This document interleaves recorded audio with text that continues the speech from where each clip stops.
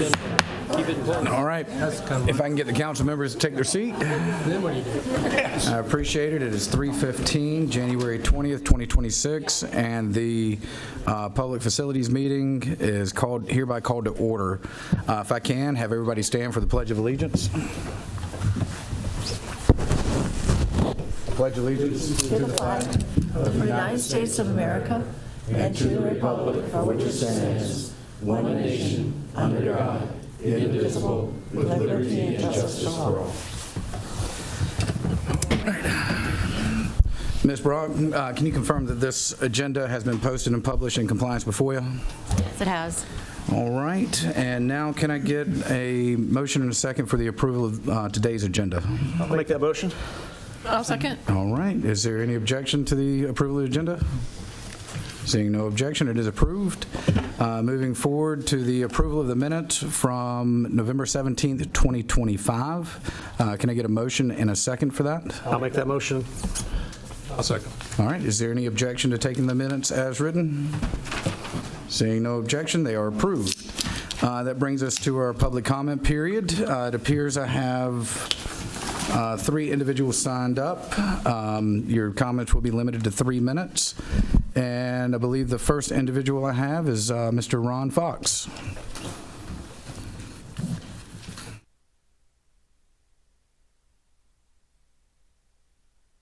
Afternoon. Good afternoon.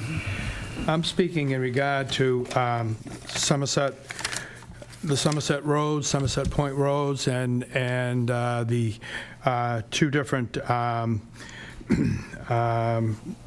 situations there where one aspect of Somerset Point has the roads that are taken care of by the county, and the second aspect of Somerset Point, Phase 2, as we refer to it, is not taken care of by the county, and yet we feel that the HOA is one whole HOA and not a divided HOA, and we believe that the second phase should also be included as a county road. And for some of the reasons I feel that way is that number one, and I believe that someone else is going to speak about this in a little more detail, but the county storm drains run through both phases and is already under the county takes care of the part which is under Phase 1, and but there is a clear connection to that drainage system between Phase 1 and Phase 2, and that was one of the reasons. And like I said, I think there's going to be someone that's going to speak a little more significantly about that. Also, several town roads enter into the community, and there are no gates.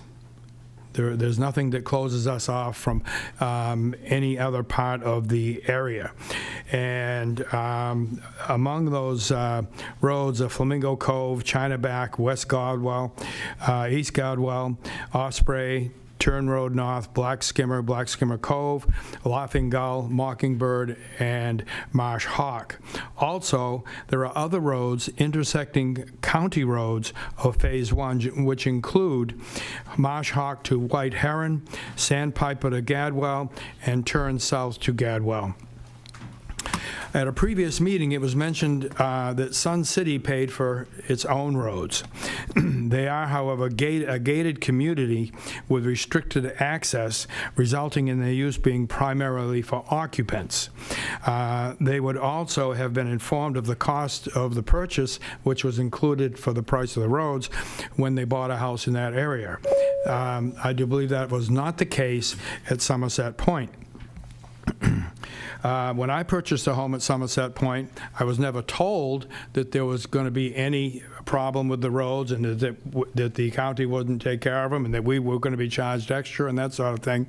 And so I went out, and after canvassing the community, I found out that nobody else knew about it either. This was something that was quite a surprise. So I brought that to the attention of the board, and here we are today. Other things that occur are that the young children in the area, and there are a lot of them, they have these motorcycles, electric vehicles, four-wheelers, go-karts, golf carts, and a lot of them are from outside the community. And they come in and they ride all over the community. I personally don't, I mean, I love kids. I personally don't care if they do that. But my point being is that we aren't the only ones that are using those roads. Mr. Fox, you've exceeded your allotted time. I'll give you a couple of seconds to wrap up. Okay, I have one more thing. Legally, according to the HOA contract of Phase 1, which we presently has the county roads, would also be responsible for paying Phase 2 as well. And also, the last thing is I invite members of this committee, if they have not already visited the area, it might be a good thing to do so that you can actually see what the setup is. Okay? Thank you. Thank you, Mr. Fox. All right, next on the list is Mr. Neil Turner.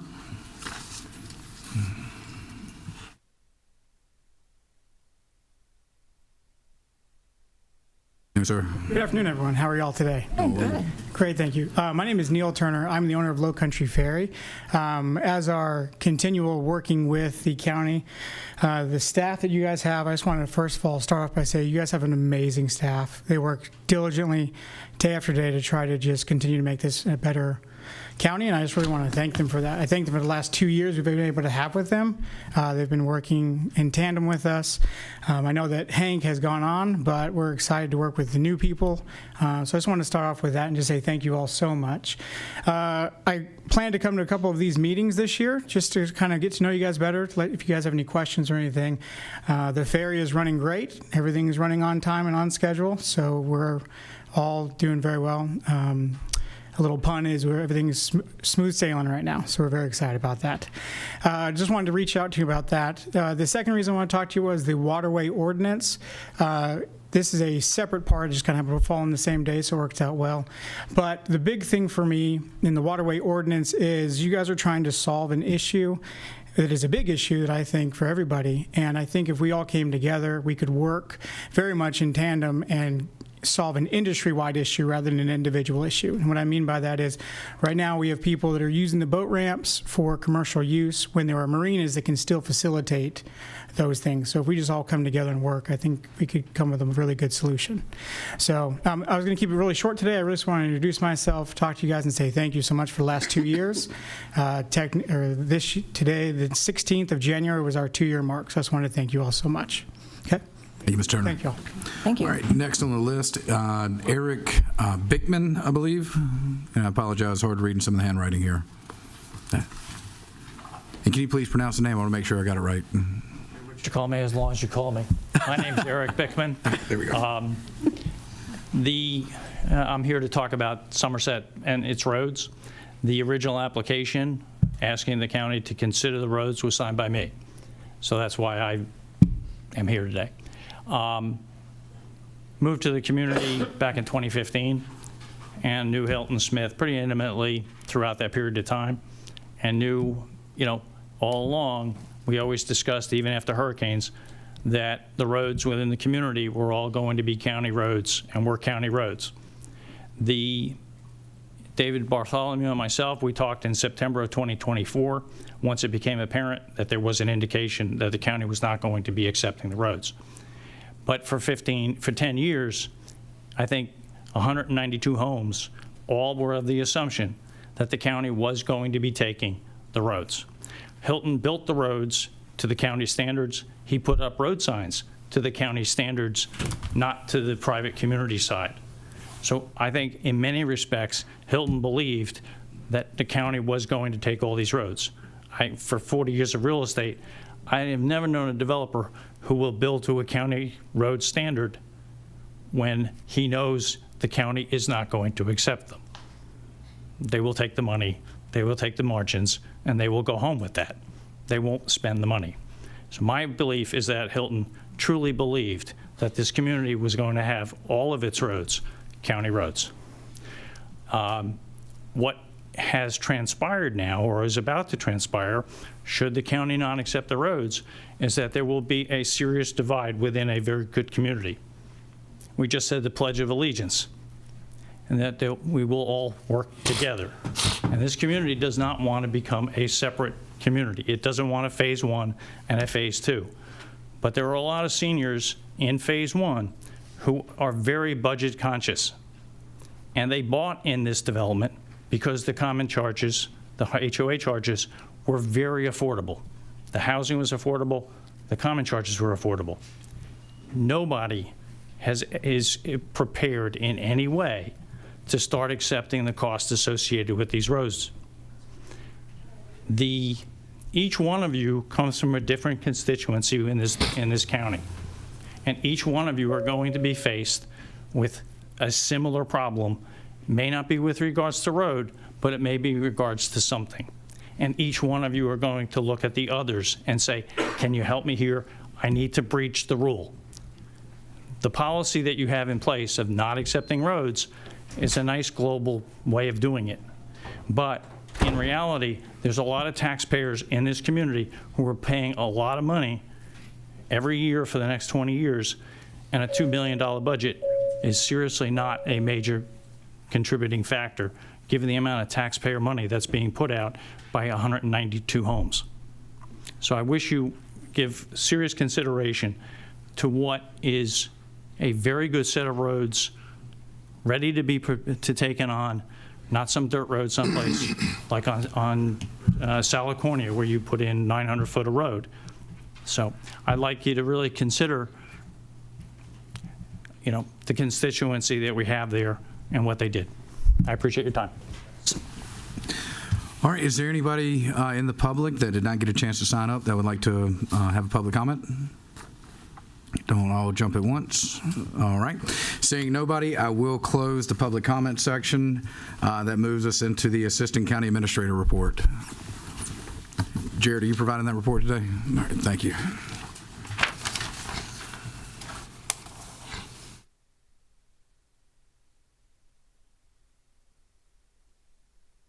Afternoon. Just have a few small updates to provide to you guys, mostly to do with the Defusky Island Ferry and specifically the Melrose Dock.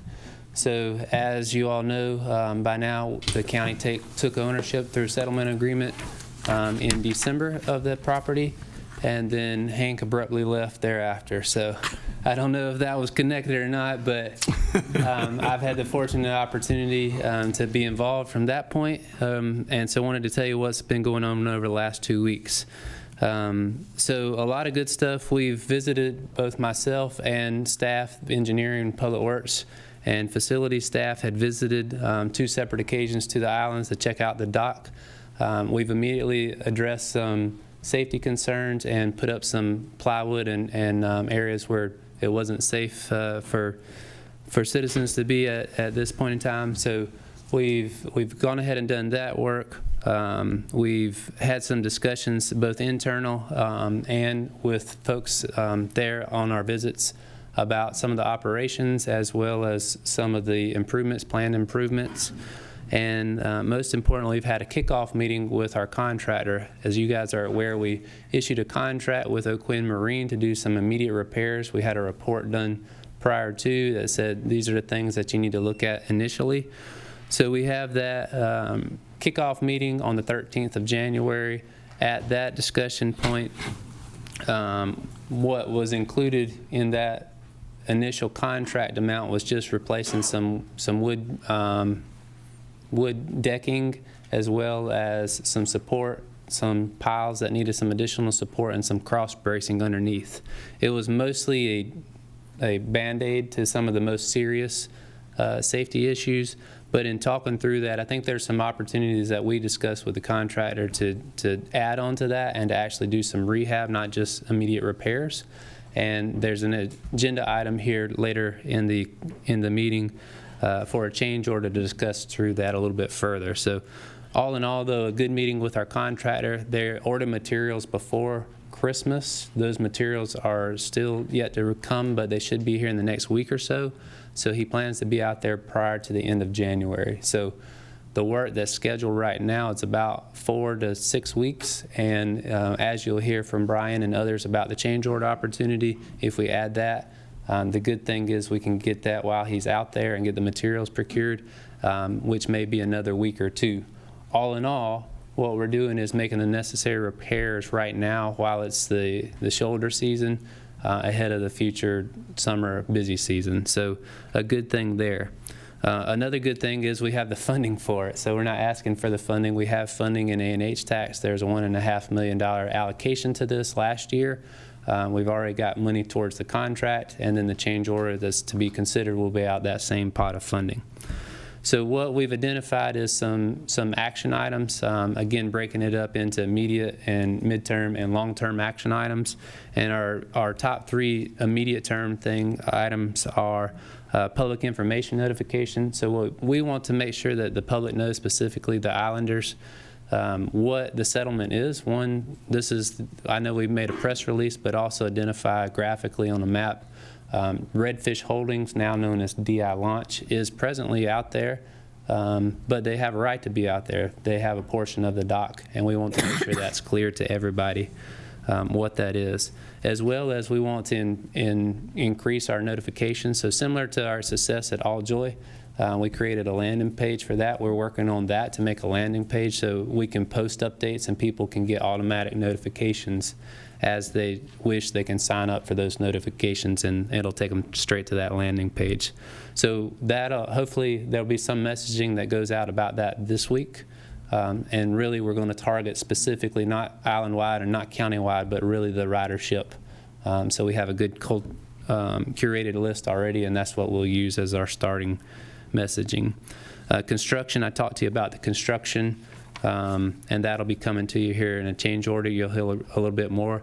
And lastly is just dock and parking management. So those are the 3 things that we're looking at. We're going to also be moving into those midterm, which is how do we need to look at this in the next 60 to 90 days. What are we going to do? But beyond that, what's the kind of next, from 90 days to 6 months, what does that kind of look like? So we're going to keep looking at how we're going to call it the terminal, not just a ferry dock, but a port terminal, how that should be operated, creating some operating rules and regulations so that we're all working on the same sheet of music, as well as long-term management. What will that look like? We'll explore that a little bit further as well.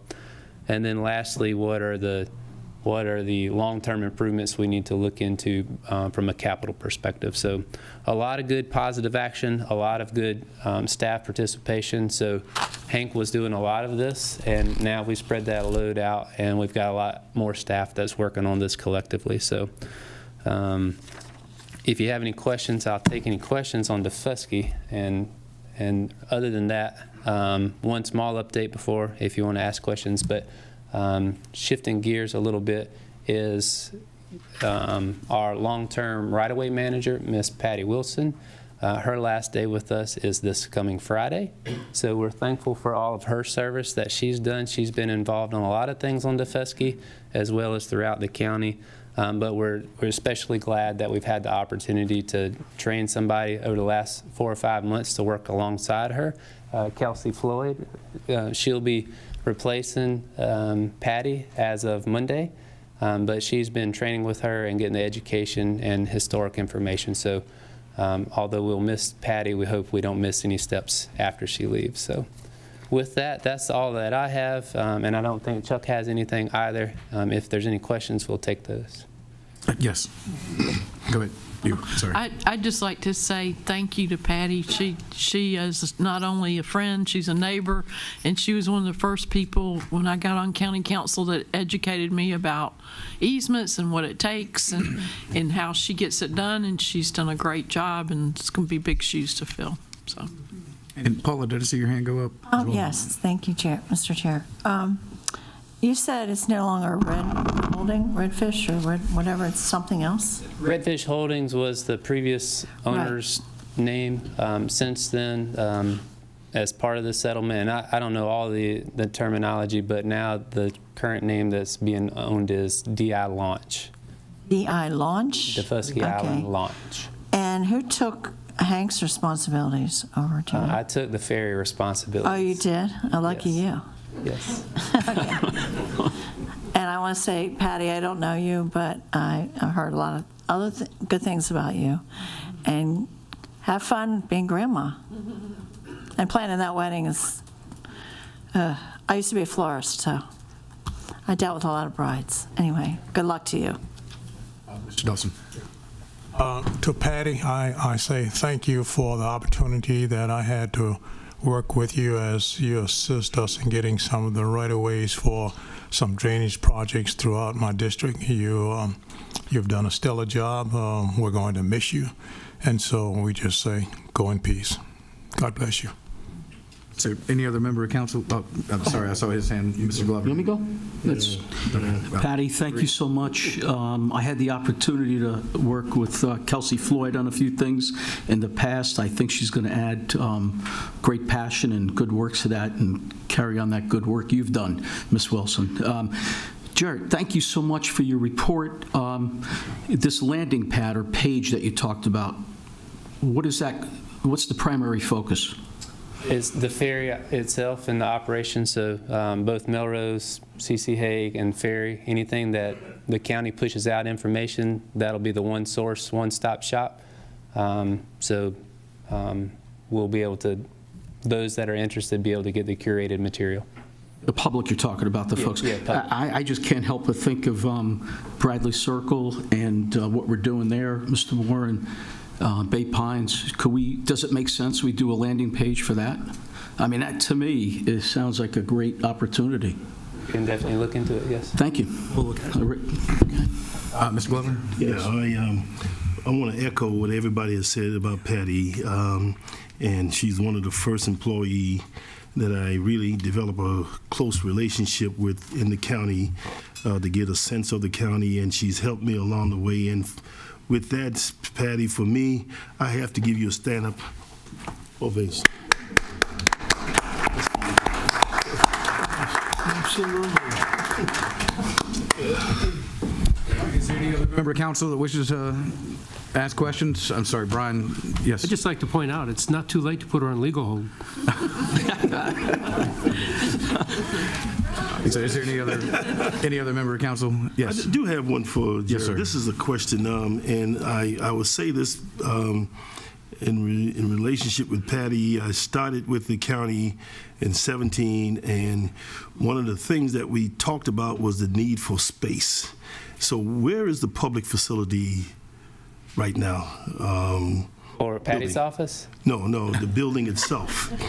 Which public facility building that we. Public Works? Public Works. Yeah, so that project was working with capital projects, but it's in the planning stage and early design stage for that project.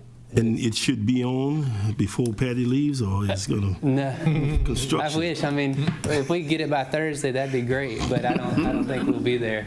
But I'm sure we can get an update and give you more information. But appreciate that. Yeah. Thank you. Absolutely. All right. Any other member of council have a comment or question for Jared? All right. Seeing none, Jared, thank you so much for the update. And moving into agenda item 8, it looks like we have 2 presentations and discussion items. The first one, 8A, presentation by Keep Beaufort County Beautiful for the replacement of the Welcome to Beaufort County sign along US 278. Looks like the fiscal impact here is $7,208. That is already budgeted for the fiscal year 2026. I'm not going to read the account number, which has a current balance of $46,003. Gene? Great. Hey, how you doing? Thank you very much. Yes, sir. Thank you. I appreciate the opportunity to speak today. Yes, we have the money, which is I'm not asking for money, so we did that last year, so we're all set. Yeah, that's good to know. So my name is Gene Zepfel. I'm the co-chair of the Keep Beaufort County Beautiful board. Our mission is right there on the front page, basically helping to make the environment of our county more beautiful and safe and healthy for everybody. There's a clicker that you Oh, perfect. So what are we trying to accomplish? We, like the agenda said, we want to put a new sign on Route 278. I'm going to talk you through a little bit about that, where we stand. The presentation is just a little bit behind the times because that was submitted a while back, so I have a little bit more information as well. But basically, we're talking about a new sign. And then there's justification for it there as well. So the new sign is designed to replace the one that's up on the screen now. It's just in front of USCB, Beaufort. It's on the south side as you're heading toward the island, and it's a sign about 8 inches tall by about 16 inches wide, and under it you can see the Soil and Water Conservation District. This is one of the most well-traveled routes in the county, and we don't really have anything that says, welcome to Beaufort County, so that was really what we wanted to take on. I won't go through all the details here, but we started this about a year ago. So we've been on this for quite some time now. You have seen a very brief discussion of this, presentation of this at the budget presentation last year, and you all said, go verily, and you gave us some money. We met with lots of people, SCDOT, several times. We've allocated $13,500 for the project. We will deliver within that budget for sure. As we get down later, I'll tell you a little bit about the new update in terms of procurement. Where do we stand on that? We have asked a landscape architect to lay it out for us, so we make sure that we do it all in compliance with SCDOT, because we will have to go for a permit after you all hopefully approve the design and the location. SCDOT needs final design and locations before they will even evaluate a permit. We've been working with the Public Works team, and the Public Works team will actually be submitting the permit on our behalf, because we obviously have citizens and we can't submit that permit. So the Public Works team is side by side on us here. We worked with USCB to design the graphics that will go on the sign, and you will see those graphics in just a minute. I think we got 13 different submissions. It was staff as well as students had the opportunity to submit. We had about 3 weeks several months ago, and they submitted, and the Keep Beaufort County Beautiful board knocked it down to 3, and you're going to see what those 3 are now. We did submit an RFQ to 8 different vendors, 4 south of the Broad, 4 north of the Broad. We got 3 responses back. Several said, no, thank you, that's not the kind of work we do. But we do have 3 responses back, and we're ready to move forward to select the vendor to do the work. I'm not going to go through the details here, but it's a pretty big sign, 6 foot by 4 feet. It's appropriate for a 6-lane highway, particularly with turning lanes, so it's a big sign. You'll see the designs and hopefully pick a good one there. I've already cleared with SCDOT the size, the location. We could make it bigger if we wanted to, but the technology is really best at about that scale. Could make it smaller, but you don't want to make it so big that it requires a different set of technology. The costs go up substantially at that point. We wanted the sign to last, so I put a guarantee in the procurement that the structure has to last 10 years and the graphic has to last 5 years. The technology is good now. These will be applied on an aluminum sign, so it'll be very durable. If somebody hits it, obviously it has to be replaced, but the graphics that are applied to it are electronically applied, and they're essentially glued into the aluminum. They should last a long, long time. Everybody says it's way more than 5 years for the graphics, but they said that, that's a reasonable expectation. Okay, so these are the 3 designs. We had 13, and we kind of narrowed it down. Some were a little bit too simplistic, we thought. Some were really more appropriate for a etched sign. We've seen the etched signs before. These 3 kind of felt like they were the best, and the 7 members of the KBCB board chose these 3. We kind of felt like it was your job to actually pick which one that you want to use. We took Heritage by the Sea from the county's website. Friday actually got approved by the planning commission. By the planning team, that our design is approved, the style is approved, the graphics are approved, so we're good to go. We just need a decision on which of the particular designs that you want. So I don't know the mechanics for doing that in terms of how are you all going to decide, but we'd like you to do that. This is the first time we shared these signs with anyone, so we're pretty proud of that. So we've got to figure out how you guys are going to pick which one. This is the layout that we provided from the architect, so you can see The print on the left is specifically where it goes. The sign is, it's very thin aluminum, but it's on a very strong structure. We had to make sure that it has a breakaway capability. If a car runs into it, the sign breaks over. It doesn't stop the car from going forward.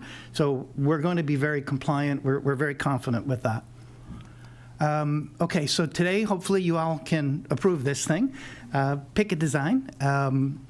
The procurement, we have started the preliminary conversations with the low bidder. They've given us some more content. They've given us a better graphic. It was too late to bring it into this presentation, but it looks very much like the three choices that you have up there.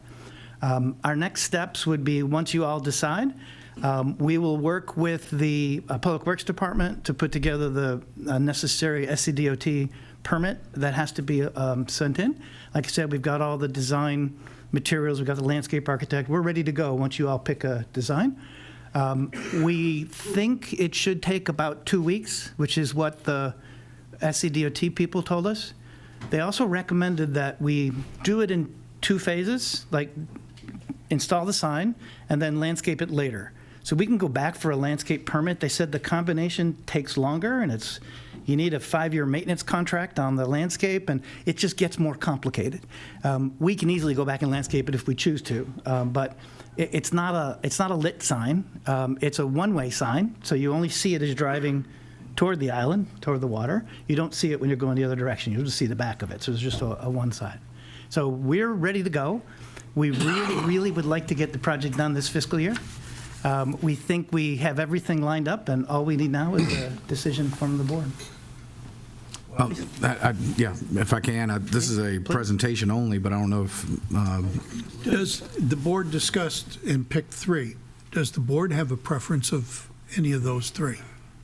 We intentionally did not ask for a preference. I have one, and I won't tell you right here, but I do have one. We wanted to make it clear to the board that you all are not picking. You all are trying to get it down to a reasonable number that people here can choose. But offline, I'd love to have a conversation about which one I like, but we'd really like that to be your folks making the decision. Yes, Tim. So this is very close to where I live, and I know we used to have that really raggedy sign that we took down, so thank you for that. But the current sign is not good enough. I appreciate all the work you did to get here, all the pricing. I mean, all of that is really stunning. And let me just first say, I love your Keep Beaufort Beautiful logo the best, up in the corner. But of the 3 signs, I really like the middle one. Okay. Because I think it grabs your attention right away. Welcome to Beaufort County. And I just think that one's really good. I wonder, is there a way to light it with a solar light? So we could. We'd have to rethink that a bit. Right now, we don't feel like it needs light. Lots of headlights coming down the road. It's a very lit area. So we didn't feel like it was necessary. We also didn't really know the final cost, right? We had a vague idea what it was going to cost. We have the money to do it, so we will consider that. The USCB folks also said we can do minor tweaks to these designs. So if y'all said, well, yeah, we like it, but we want it to be pink, or whatever you decide, we could make little changes, but, this has been going on a long time. Hopefully we're pretty close. And my other question is, we have other signs that say, Welcome to Beaufort County. Since you have the funds, and now you have the graphic, whatever we pick, would it be less costly to make another sign to put at another entrance to the county? So I'm glad you asked. To use those funds. Yeah, there you go. Okay, so these are signs that my wife took a picture of the one on the upper left as I'm driving down the road. So we were safe when we took the pictures. But if you blew up the one on the upper left-hand corner, it's just rotted and falling apart. Yeah, so that's what used to be there. We would like to do this. We wanted to get one done this fiscal year. So that I am just driving at one this fiscal year. If we can figure out how to do it still this fiscal year, my preference would be to keep going with this one, and then we'll take on that challenge of doing more. And I think we might be able to do more this fiscal year. But each one's a separate permit, and each one is probably a separate procurement unless we start it all over again. Well, I'm just thinking, once this company has the graphic design, that's part of what you pay for. So to run 2 signs versus 1 might be more economical, and you have the funding, and we could maybe do it. Yes, I want to be thoughtful about the procurement process. We were on an open bid. We were on a fixed bid, so we have a fixed price. And since it was below 10K, we could ask for that. Now we have those. If I go back and open up negotiations with one of them, I do want to work with Public Works procurement folks to make sure we do everything the right way.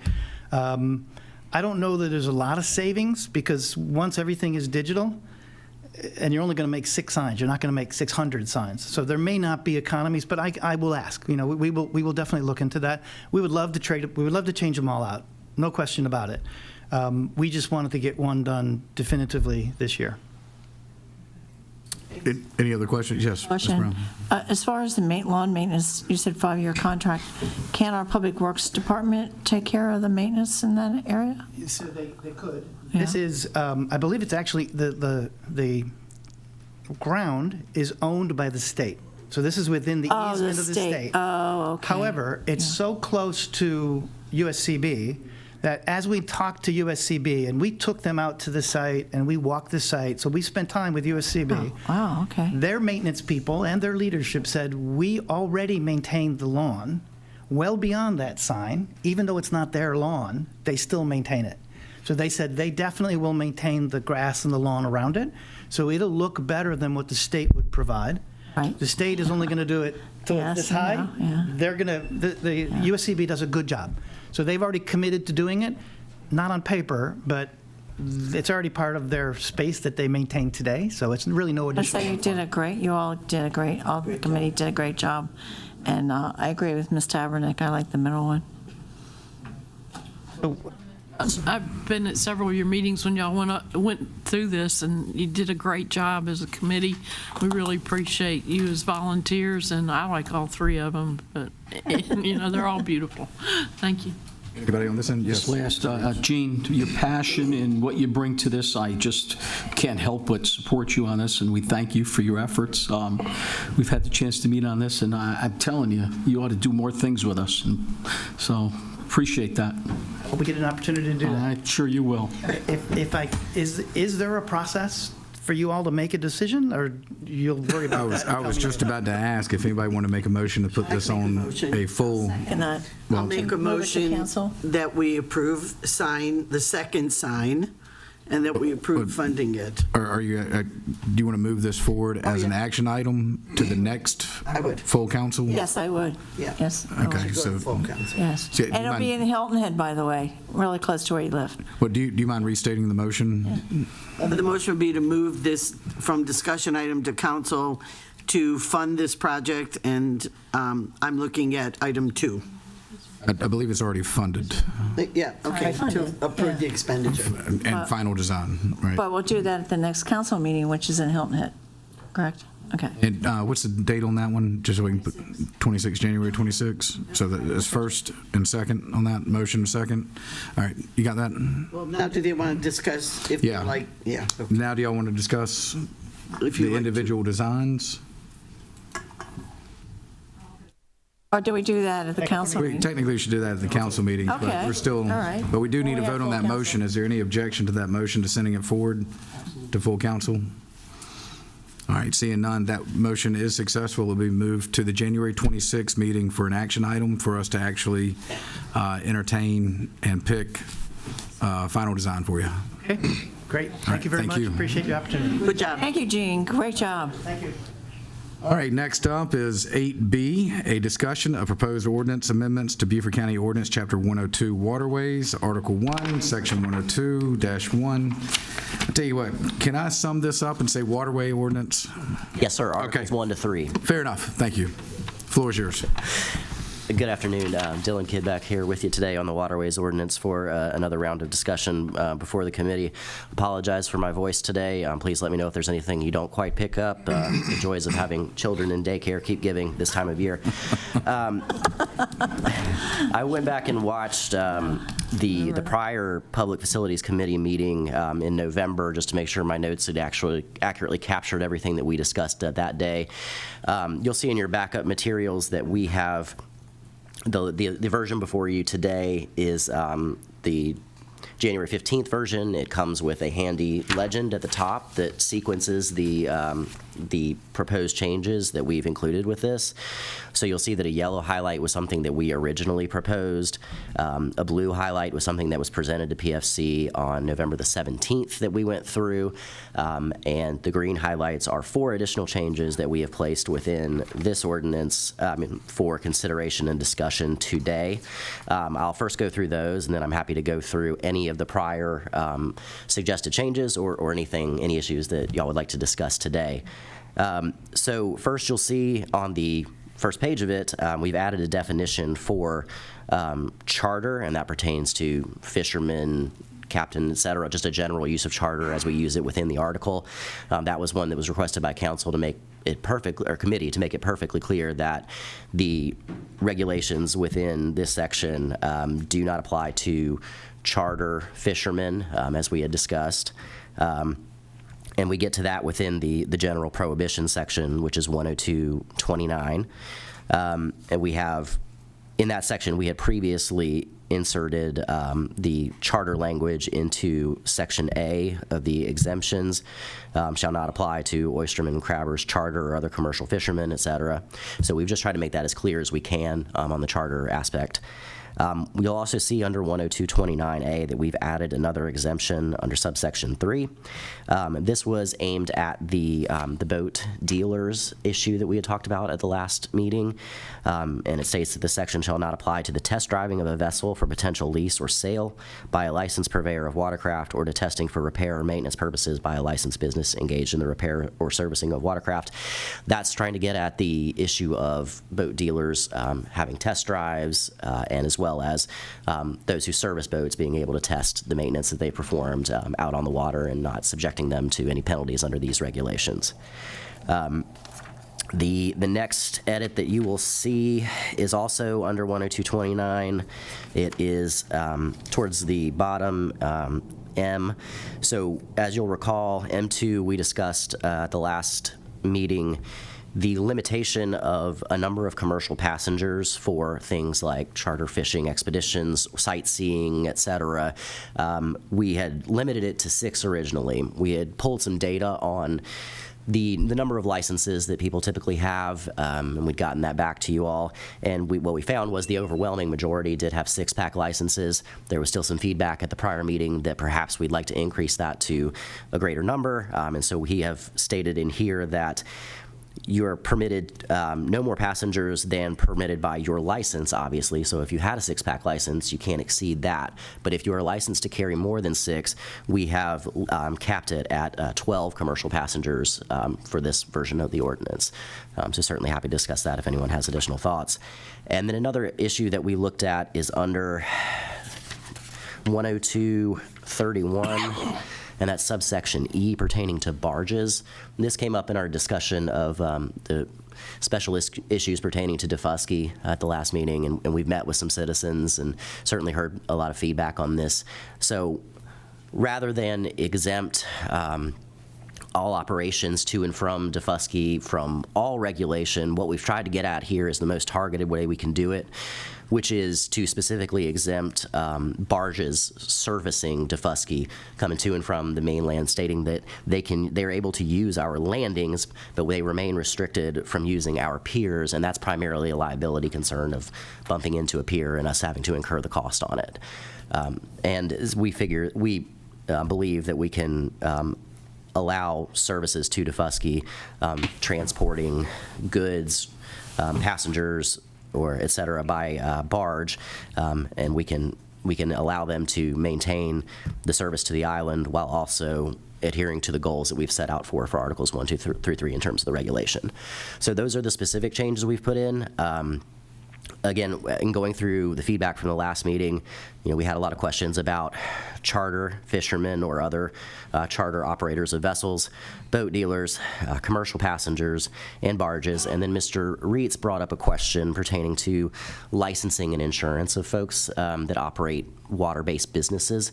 I did speak with business licensing, and we, in the process of issuing a business license to these folks, we asked for a copy of their license, so we'll see how many passengers they're licensed to carry. But we do not require insurance specifically for the vessel, and that is consistent with how we do business licenses for land-based businesses as well. So we treat everybody precisely the same on that front. And with that, I'm happy to discuss, answer any questions you may have. Any questions, starting over here? I just want to say thank you so much for the M2, the 12 you put in there, because I know one of my constituents, I think he's one of my constituents, or Mark's, that was a great concern for him, because I know I've taken his boats out before. And also, thank you for the question about the insurance, because one of my constituents called me about that this morning and said, make sure that, so thank you for that. So when someone goes to apply for a business license here with the county, they have to show proof of insurance, correct? Actually, we do not require proof of insurance in issuing a business license. I confirmed that with business licensing Oh, today. you don't? Because I know many years ago when I had a business, well, it was the town of Bluffton, I guess that's different. But yeah, I had to show my insurance paper, that I had insurance. Yes, I'm not sure if the municipalities have different Okay. requirements Oh, okay. or But perhaps the this was state 20 with years ago, licensing. so- Yes, ma'am. Okay, so, all right, well, thank you so much. Yes, ma'am. All right, anybody over here? Yes. Yeah, let me just say that people ask me, why are we doing this, and, why are we moving forward, and why is this such a big deal? It's because we did have quite a few instances here recently where people tied boats up to our docks and were using the landings for commercial purposes, but especially for the boats at the docks where they'd leave them. And then we had in our policy that you couldn't leave it there, but then we had no teeth to go after them and remove it and do things like that. So this is kind of, we had people that were selling jet skis and things like that at the landings as well, or doing more things that were tying up the landings. So again, this is we're trying to find a way that that we have control, and we have then, as I mentioned earlier, teeth that we can go in there and do things, but we're not trying to restrict what's happening. We're trying to make it so it's fair for everybody, whether you are that charter fisherman or whether you're someone that just wants to go fishing on a Saturday morning and try to get to the landing that are meant for everyone to access. Anybody else on this end has a question or comment for him? Yes, Mr. When Reed. it comes to, thank you, Chairman, when it comes to insurance, having one of our peers open for what this ordinance allows, are we setting ourselves up for any liability issues? It is something that we could certainly consider if council was inclined to require insurance for those operating vessels that come to our facilities. It would be an expansion of our regulatory capacity right now.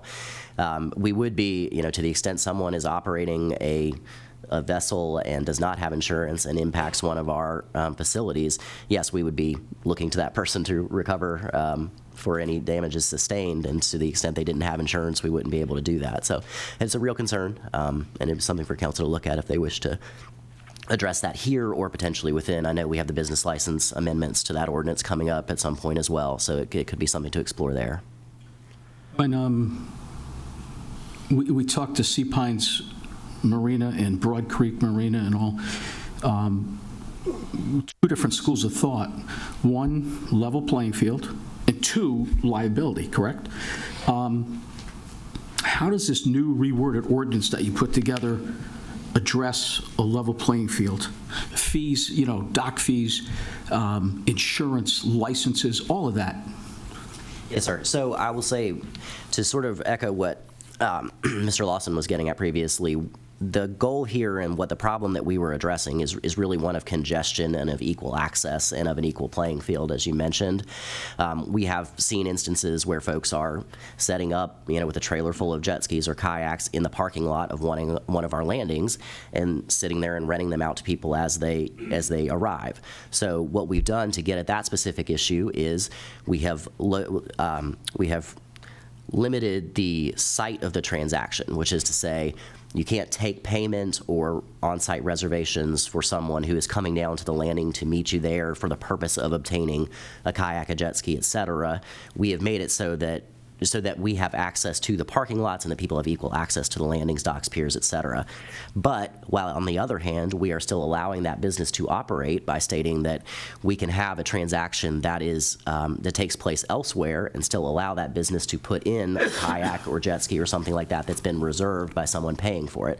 So we're trying to thread a needle of ensuring that we have access and making the playing field equal while also not putting anyone out of business, which we've said again and again that we are not trying to do.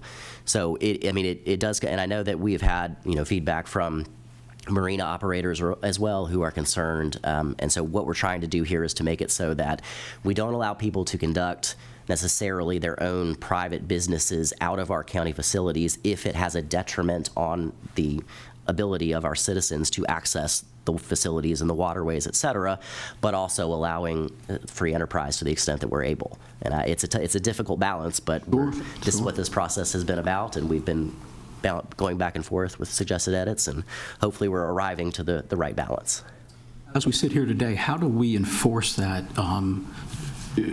making sure it's cleared out in time for people to come in and out, and somebody, just like Mr. Lawson says, sitting there for days? How do we enforce that today? Yes, sir. We ask a lot of our enforcement officials. I mean, we do have code enforcement officers that are able to, and it's a large county with a whole lot of access points, and that is certainly a concern. I mean, I think to the extent council wishes to look at additional funding for additional enforcement capacity, certainly something to consider. As we do it now, I think we'd be training our folks as to what we're trying to specifically limit and what the objectives of the new ordinance are, and we'd be trying to target as many congestion points as we can to ensure that we're enforcing it fairly and evenly among the population. Last thing I'll throw at you is this. I've had the opportunity to meet so many of these marina operators and captains, and they said to me, Councilman, you've been doing it wrong for many, many years. You haven't been enforcing. You don't require insurance. Here we are. We have marinas that have invested a ton of money into buying property and doing things the right way. They're saying, how does this ordinance get that to a level playing field at this point? You know what I'm saying? I mean, so again, we've been doing it 100 years. Is it right, wrong? We're told it's wrong. Please address that. Yes, sir. I mean, it's always striking a balance, right, between some folks who have certainly gone about pursuing their business interests the way that they feel is correct and best for them, versus folks who are trying to, make a living utilizing the resources that we have within the county. And so we are simply trying to strike that balance. I mean, you don't want necessarily a monopoly by the few to be able to dictate access to other folks, but we also don't want a free-for-all to where everyone is having their own, playing by their own rules. So we want to have a balance. We want to have the ability to enforce against issues that actually arise and impact our citizens, and we want to be able to do that within a framework that everyone can operate within. Appreciate it. Thank you. Is there anybody else? Just one. Yeah. Just follow up on the questions being asked about insurance and liability. Most of my constituents are using our public docks, and they're using it either for commercial, the oystermans, the crabbers, and then they're using it for recreational purpose and stuff. I also know that you can sue for anything nowadays. When I go to a beach and there's a sign that says swimming at your own risk, I know not to go out in there unless I'm a risk taker. Is that something that we need to do at our public facilities and docks to say you at your own risk here? I'm just wondering, that's all.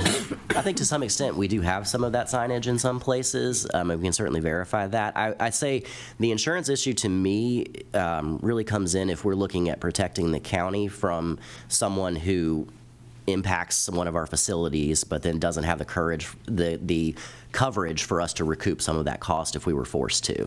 So if someone was operating without insurance and runs into one of our piers and causes damage, I mean, obviously we have our own insurance, but we'd be pursuing any coverage that they have as well. So I think the insurance issue is certainly one to look at if council is inclined to get greater into the regulatory scheme. I think as business license folks would tell you right now, our business licenses are not regulatory in nature. So it's really just a discussion for council and how they wish to pursue this moving forward. Chairman, one more. Yeah. There's a sign at our boat landings that somebody sent me, and it actually says to commercial or business use, no to that. How do you address, even though they may not transact cash or credit card, whatever, how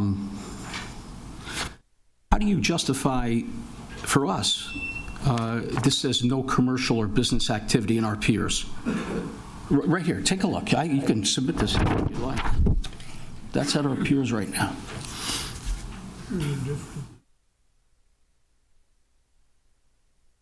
See what I'm saying? Yes. That's every one of our boat landings or piers, something of this is there. That one's specific to the Cross Island. I can't say I've seen all of those, but I mean, so that's a county sign that is referring to the old part of the ordinance. So, I mean, I don't know what caused that to go up or what prompted it. This has been there for forever. And I believe you. No, I'm just saying that my thing is you're saying it's okay, but we actually put out in our own piers that no commercial or business. So, again.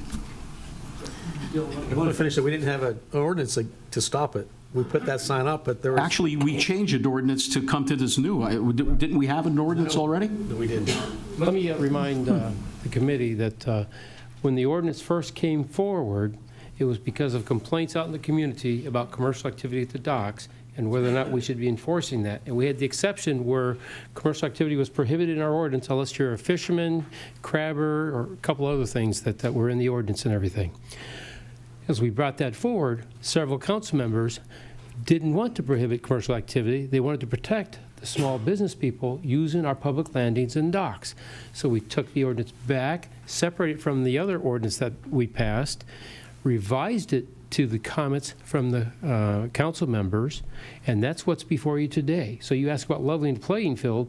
Council's direction was not to level the playing field, but to allow the limited commercial activity, and that's where you need to highlight section M2, that we were originally going to bring forth 6 members on charters and stuff like that, but we expanded that to 12 to make it a little bit more broad. You have to be happy with the number that we put in there, because you get a license for up to 6, or it's from 7 to 24, 36? It was 7 to 49. 7 to 49, large numbers like that. 49 was too large. We'd have to have a lot more parking for those people coming in there.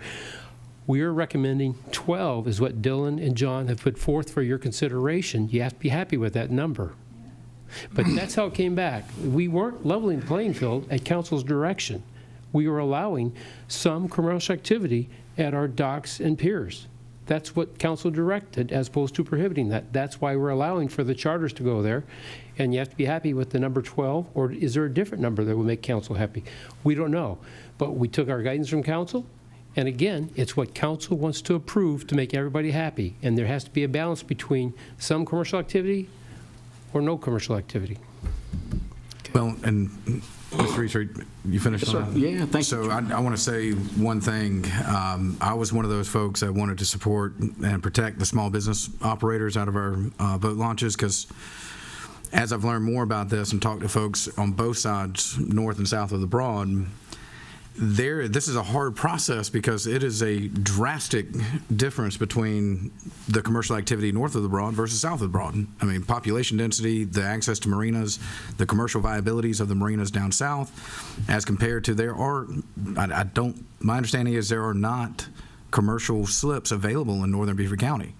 So it's a completely different analysis. So trying to find that level playing field, or at least an ordinance that is equally enforceable, has been difficult. And I want to commend staff for taking the time and listening to the comments, listening to the individuals that have taken the time to come forward. And I think we're working on something that is good. At the end of the day, the biggest thing for me is bringing the $500 fine back into the magistrate court jurisdiction to actually have due process and enforce these tickets if they are issued. Because before it was $1,000, and I don't know if there actually was any due process or even enforcement or issuing of those tickets beforehand. But on the flip side, I'll tell you, the insurance, that was another question I was going to bring up, is regarding the insurance, but I think that's been kind of asked and answered on that front. The only amendment that I would propose would be the expansion of either subsects or a separate section for charter to expanded to voyage charter, time charter, and bareboat charters, and include those definitions in there. Because there's a portion of the population that would technically fall outside of the language here with the professional captain language in there. So at this point, I would make a motion to amend Section 102-1 subpart B by adding the inclusion of time charter, voyage charter, and bareboat charters. I don't have that specific language right now, but if that'd be my motion to have those included in there in the definition. So I don't know if I can get a second on that or not. Well, it's just a discussion item. Yeah, but I'm trying to get an official motion for him to go back and amend it. Okay, thank you, Mr. Cunningham. Can we vote on that?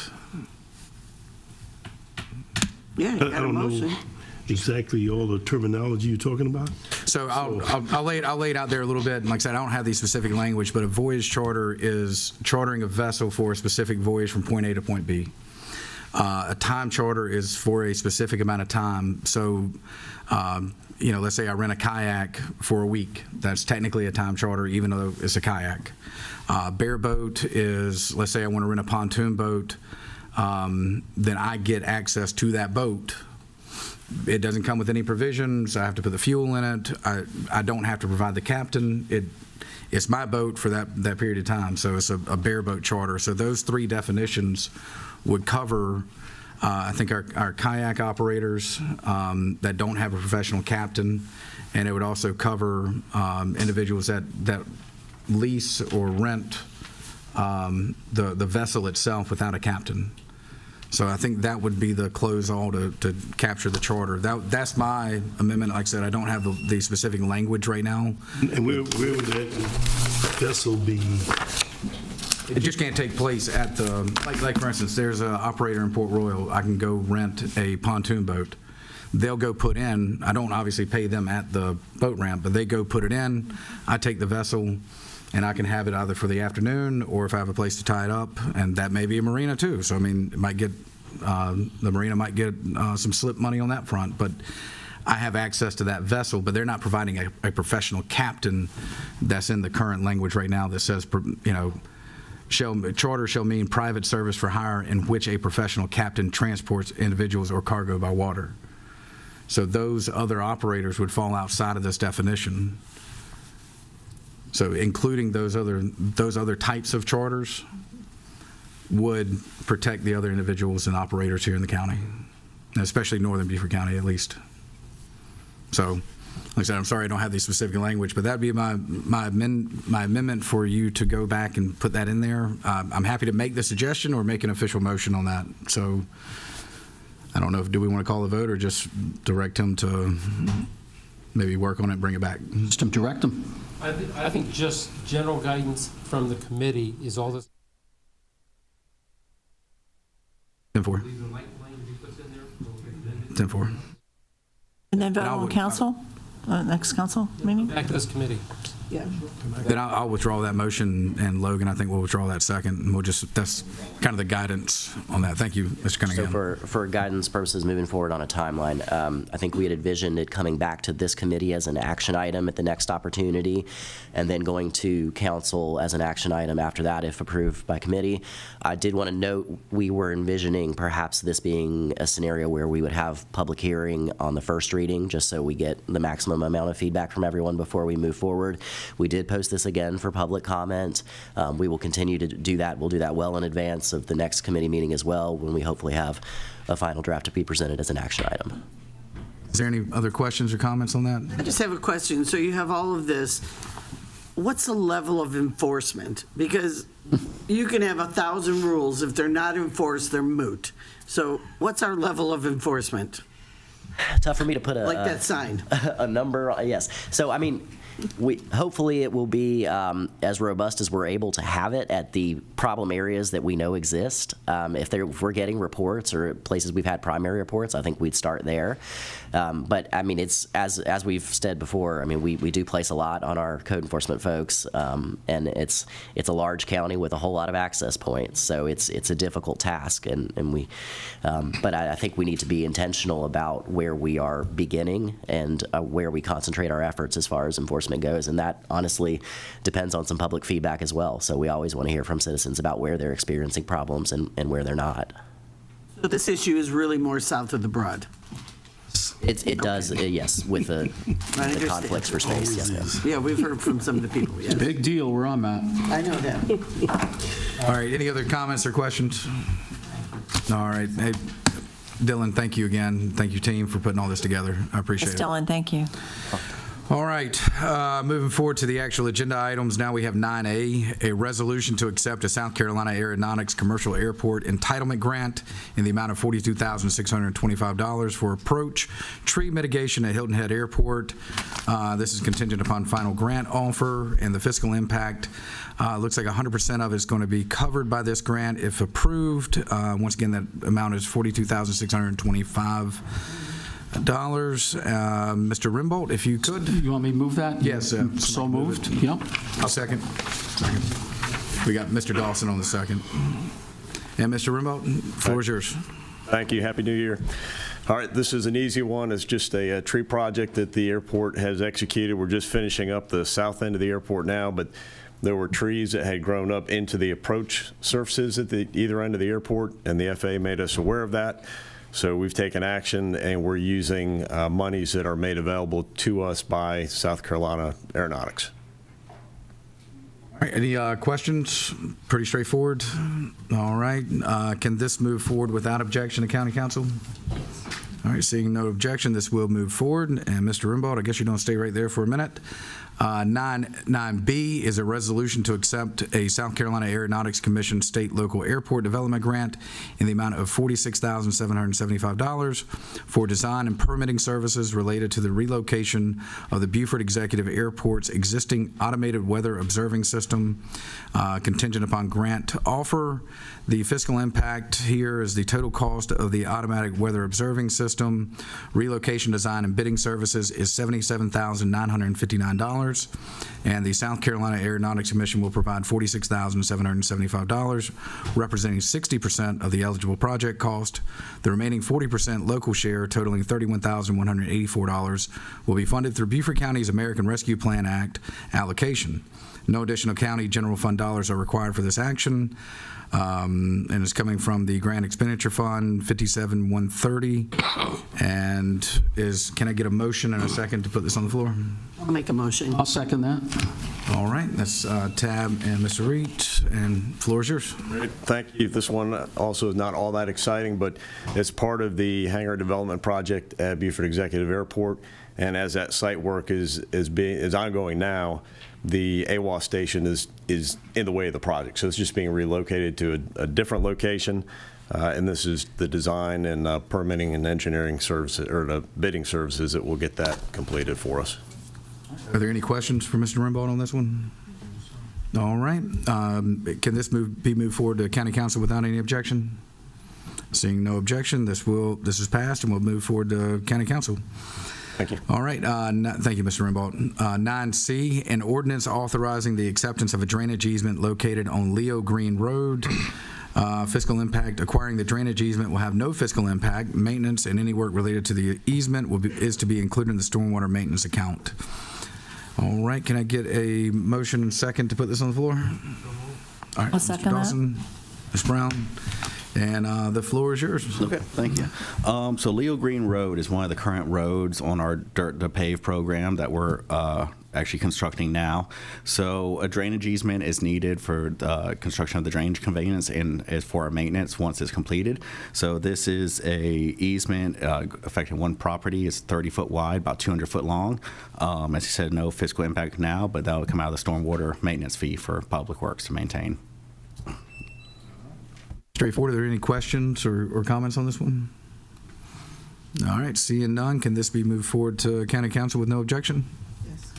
All right, seeing no objection, this will be moved forward to County Council.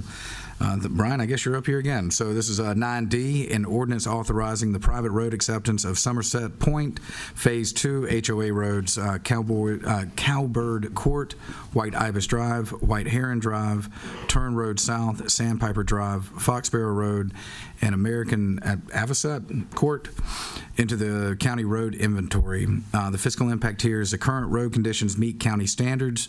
Future impacts could cost below estimated potential cost for public works of roadside cleaning is approximately $35,075, and the estimated potential cost for 20-year resurfacing is approximately $2.44 million. May I have a motion and a second to put this on the floor? A motion? Well, I'll second. It's my district, so I'll make the second on it. So this is going to go back to, this was first brought in November for a discussion item for the Phase 2 of Somerset Point. So this is, and you heard some of the folks that live there speak earlier. So Phase 1 is 10 roads, about 3.25 miles, and those are county maintained. They were deeded directly to the county when the county used to accept roads that way. Phase 2 is 7 roads, 0.95 miles. And so since this was brought to you in November, there have been a couple action items that have taken place. First is staff has gone back and looked at the original, as much as we can, the original plan, master plan documents to see if there was any mention of Phase 2 roads in there falling under the same category, and there was not. Additionally, the agenda item says the C funds would cover maintenance of this. That should have been changed. The CTC did vote on this at their last meeting and voted not to fund maintenance of these roads if it was taken in. So we would have to find a additional funding source for these roads if it was chosen to be taken in. There was a meeting that took place. I believe you may discuss some of that. But outside that, I'm here to answer any questions about roads. We have Bradley and Taylor from Stormwater answering questions about stormwater, and so turn over for any questions. I just have a question. So that you're saying that y'all researched it and there was never a record of doing the second phase? There was, in the original Phase 1 that deeded the roads directly, there was no mention of a Phase 2 to come. Okay, got it. Okay. When was Phase 1 and when was Phase 2? Phase 1 goes back 30, 40 years, I believe. Phase 2 was completed. He mentioned Salicornia Road. We paved Salicornia at the same time they were paving the roads there, so that's going to go back 3-4 years, maybe, I believe. 3 or 4? So I spoke about this at the last one. The gentleman was correct. And the CTC overwhelmingly said we should not accept these roads. The CTC is County Transportation Committee. I think that's important to note, and I am not in favor of adding these roads to our inventory. I understand what the gentleman said. People may have bought there and didn't know. That's part of due diligence. I mean, not everybody that moves into an HOA is told we have to pay for our own roads. You can just look around. Not everybody's told that, but in the end, they will have to pay for it.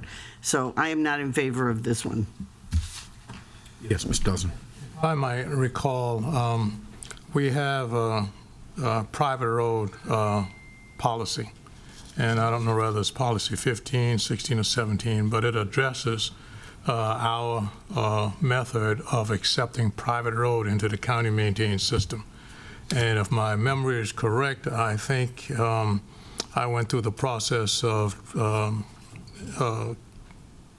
getting the folks on Cato Lane, which is a private road, brought into the county system, and that policy states, if my memory is correct, that 70 or 70+% of the property owners on that road have to actually agree to reimburse the county for the cost that it causes to bring that road into the county compliance.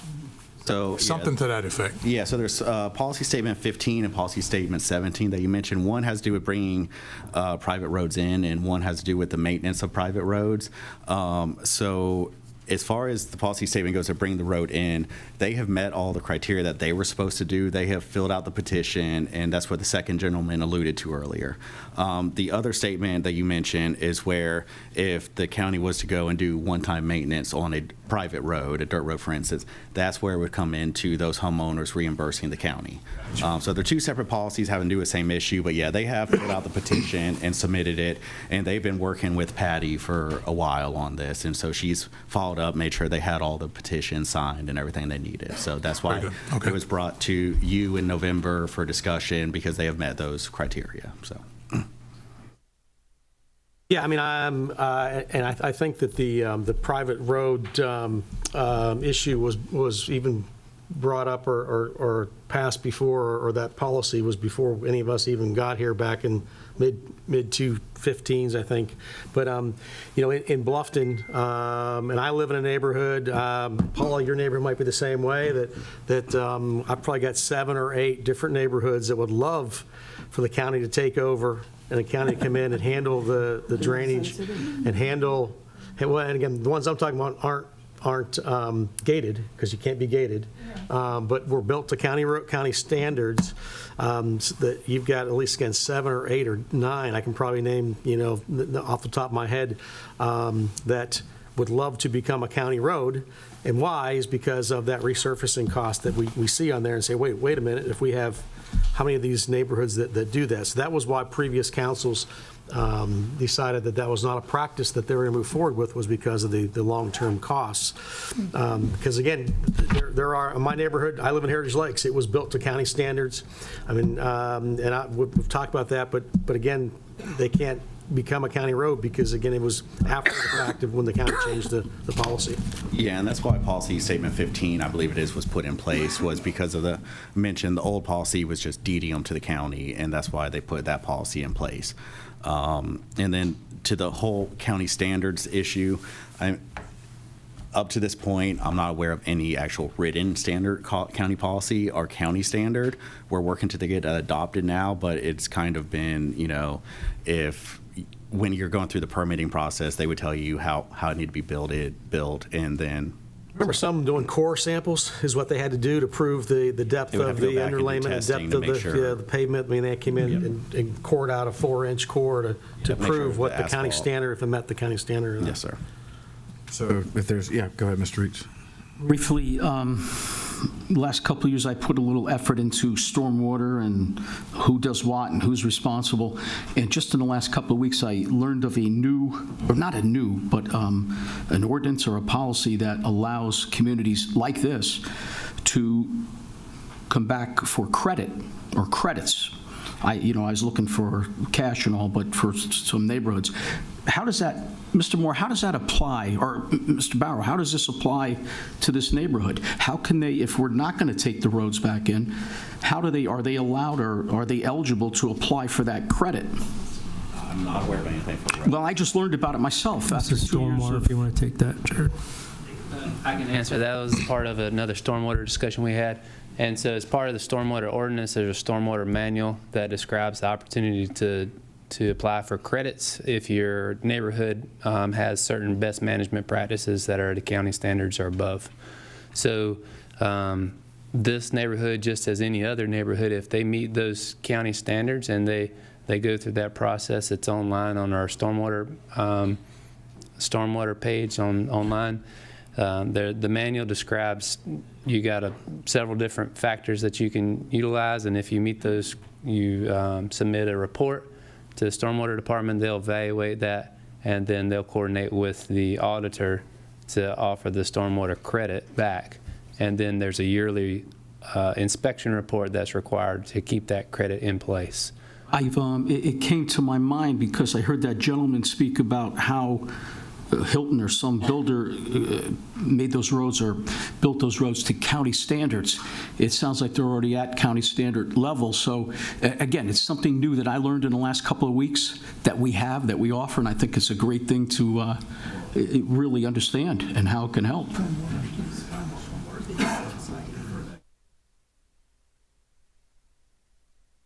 How can we work with these people to let them know what we have available? We just happened to stumble upon it with what I'm doing in Hilton Head. Yeah, well, we've had the opportunity to meet with several of the citizens came to us, and we met separately after the November meeting. So we've got the contact, and we can again make that information known, and then they can look through that manual, and it's kind of go through there to see if that's something their community would be interested in. Fantastic, thank you. And so, is there anybody else? So, I'll, like I said, this is in my district. I know this is a hard sell for everybody, but I think the biggest difference, I know the CTC seems to be worried about the domino effect and other neighborhoods coming in and making this petition. You know, I think the issue here in my mind is the fact that there is a phase 1, phase 2, with phase 1 already being acquired into the county. And like I said, I think everybody was operating under the assumption that phase 2 would be incorporated into the county road system and inventory. And I know when I first started working on this, I think it was a year and a half ago, if not, yeah, probably about a year and a half ago, it was still developer controlled. So we tried to go through the process, and we found out we had to wait for it to get turned over to the HOA, which caused further delay. And I think we've tightened up some of our policies even since then, or at least had further discussions about it, and everybody's kind of set in their ways now. But you know, I think just in the interest of fairness, you know, how do you have a phase 1 and a phase 2 where, you know, you're asking those individual homeowners to pay for a portion of an HOA or the road system? They're not even. It just seems like an imbalance out there in the neighborhood, and this would address it. Like I said, I know it's going to be a hard sell, and we've had the conversation. It may be a no on this, but like I said, I just it's hard with the phase 1 and phase 2, and I think I would appreciate it if we could move that forward. I'm not worried about a domino effect in this situation because each one of these neighborhoods would still have to do a petition, and I think they're uniquely situated with a phase 1, phase 2 that does set them apart, that creates a different standard for analysis here. Chairman, I'll support you on that effort if that's... Thank you. Yes, sir. All right, that's all my comments. Are there any comment or anything else that like to put forward? Yes, Sure, Mr. Chairman, let me... I understand exactly what you're saying. I think we also have the county community transportation committee. They're asking us not to for a reason, and we also have a policy that allows for, and so I would really want to know, so I'm not going to support the motion that's on the floor. I really want to know what's the best approach to this, because it does open up opportunities for others to come in. The CDC says we shouldn't allow for. I think we just need to visit that whole situation, that scenario, so that we make sure that whatever we decide to do, we can support it. I don't want to sit here and support one and not somebody else. Everybody got their own story to tell, and I don't want to do that. I think we need to have policy and understand the rationale for those policies at the time it was implemented. And then if there need to be some changes to that, let's go ahead and do that. But, you know, just to have for this person and not for that person, I just can't see moving forward. That's all. So I can, you know, address the CTC portion of it. And CTC doesn't necessarily have a say in whether we take roads in. That's y'all's decision. CTC is just saying that they will not fund it out of the C funds that they get from the state. Okay. The CTC currently is the funding source for all of our asphalt resurfacing, pavement preservation, asphalt rejuvenator. That's where all of the funding for that program comes from, which we have a couple contracts later on the agenda that will be coming out of that account. So the CTC is just saying that even if you decide to take the roads in, they will not fund it. So that would just mean we'll have to go find another funding source for it, whether that's our tag fund that where we fund our dirt roads out of or somewhere else, but it would just, you know, we would not have to find an additional funding source to pay for these roads whenever they are due for. What was the reason for the policy that was in place now that's Mr. Dawson talked about before I got on council? What was the rationale for that policy? It was basically in the past, like I've mentioned, a developer could come in and just deed the roads over to the county. And the policy was basically put in place to stop that from happening. That Because way, of standard, though, right? I'm sorry? Because of the standard? It was, I mean, that was before my time, just like it was before you were on council. That's what I'm saying. I'm Well, I think we assuming need it to- was just because of the added bearing to the county to have to maintain those roads over a long period of time. So that's why that was in place, and that's why Policy Statement 15 was put in place to create a process to bring those roads in. And again, they've met the criteria. They have gone in. They have filled out the petition, worked with Patty, and submitted that. So they've done their part. Now it's back to y'all. So. Right, and if I remember Brian Fluellen talking about the policy and what it stated, it requires that the community had to meet the county's standard in order for it to come in. And I'm thinking, that's what I'm hearing from the gentleman earlier, that they have met that standard. So if that is the case, why aren't we permitting this to come in? And those are the kind of things that I am wrestling with right now. And that's I would say all. that was just a condition to be brought in. That's not a, if you meet this, it will be brought in. That was just one of many conditions. I think it says, you know, it has 6 residences or it's considered a driveway. So there's multiple things that have to be met, and that just being one of the criteria. But that criteria alone does not necessarily mean it will be brought in. Just means they have to, if you want it to be considered, it has to meet this. So that's why it's written in there that, you know, if they meet that criteria, then it would come to y'all for the final decision. Just a little clarification. Back in 2015, the County Transportation Committee did used to pave dirt roads. So CTC funds did go to paving dirt roads. And so they had that standard that if they were bringing roads in, they wanted them to be brought up to that system. But they no longer put funds toward paving the dirt roads. They've been just resurfacing, like Brian said. So that's kind of like what was in their policy. But we, you know, policy statement 15 and 17. And 15 is more geared toward stormwater stuff, and policy statement 17 is more geared toward bringing the private roads in.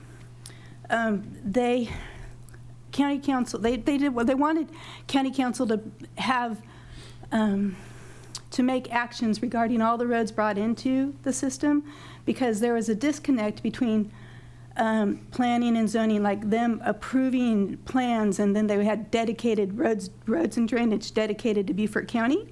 So they kind of used that as the reason the county was bringing the roads in, by like a plat dedication. And so rather than roads just being carte blanche brought into the county system, policy statement 15 and 17 said you have to go through this process, and only county council can bring those roads into the system once they've met.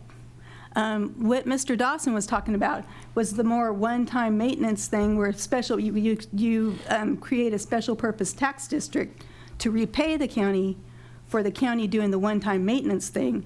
But this is just, the private road, policy statement 17, is to bring the roads into the county system, where the county is being responsible for all the costs associated with maintenance of the roads and drainage. So there's a little bit of difference between what CTC did before and what they do now. I just like to make, sorry. I remember when CTC was going through this process, and turning the roads over to the county sounds great, but the long-term costs, and I think that's why the CTC, if I remember correctly, said we don't want to do that because of the long-term maintenance, long-term costs.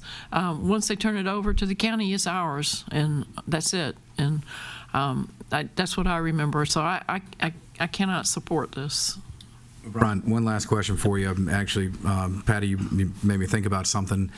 How is, I believe there's an outfall there for stormwater, maybe actually 2 outfalls in that neighborhood. I could be wrong. But how is this going to impact us, having a portion of it being county road system and drainage system, and a private road system and private drainage all tied into the outfalls here? Are we going to have to come back in 5 years and go pay easements for these individual property owners to absorb the stormwater system, or How's that work? Yeah, so Bradley's here, and he can talk to specifics with stormwater, but generally, you don't separate them. You don't separate the stormwater from the roadway, and especially a system like this where some of it is curb and gutter, some of it does have piping, storm drain for it. That makes it even more difficult to separate because it's not like a roadside ditch. It has a pertinent roadway that's flowing directly in. But as far as the outfalls, Bradley can talk on that a little bit more. I think I'm all right with it. I just was kind of wondering about the commingling there between the... Generally, it's not separated. Okay. And I think the only thing I would add, I think if it was opposite, so most phase one was already in place there, so that's the outfalls. So then they're adding phase two. Some of that water does make it into the phase one system, but not all of it. If it was opposite, so if it was phase two going through phase one, then we would be talking about a different story on stormwater, I think, because it would be impacting.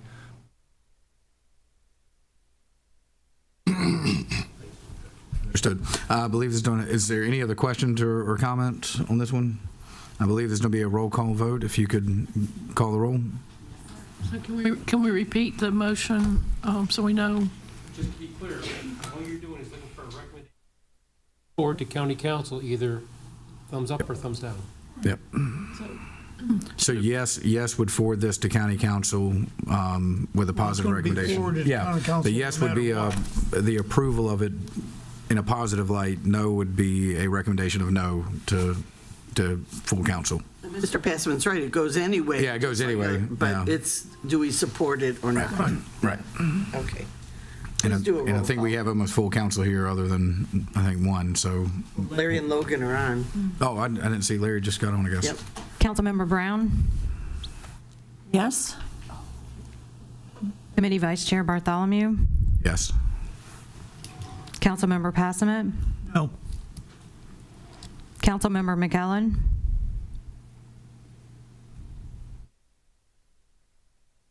Can't hear you, he's just on mute. Sorry, I just joined the...